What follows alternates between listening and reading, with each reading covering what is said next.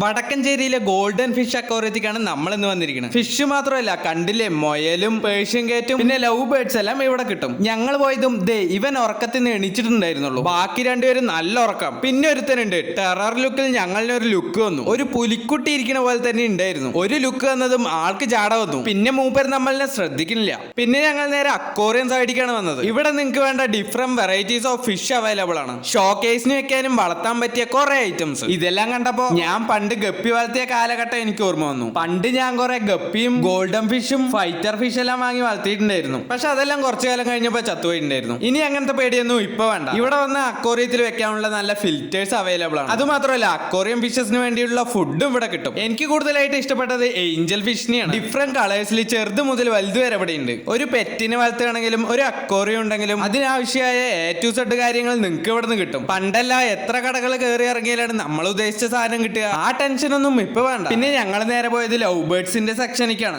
ഇവിടെ എല്ലാവരും ഹാപ്പി ആയിട്ട് എൻജോയ് ചെയ്തുകൊണ്ടിരിക്കുകയായിരുന്നു. ലവ് ബേർഡ്സിനെ വളർത്താൻ താല്പര്യമുള്ളവർക്ക് നേരെ ഇവിടേക്ക് വന്നാൽ മതി. നിങ്ങൾക്ക് വളർത്താൻ അത്യാവശ്യമായ കൂടും മറ്റു മെറ്റീരിയൽസും ഇവിടെ നിന്ന് കിട്ടും. അപ്പൊ സ്പോട്ട് മറക്കണ്ട, റോയൽ ജംഗ്ഷന്റെ ലെഫ്റ്റ് സൈഡ് ആയിട്ടാണ്. അവിടെ നമ്മുടെ ഗോൾഡൻ ഫിഷ് അക്വേറിയം കടയുണ്ട്. അപ്പൊ ഇതുപോലത്തെ വീഡിയോസിനായിട്ട് ഫോളോ ചെയ്യാൻ മറക്കല്ലേ.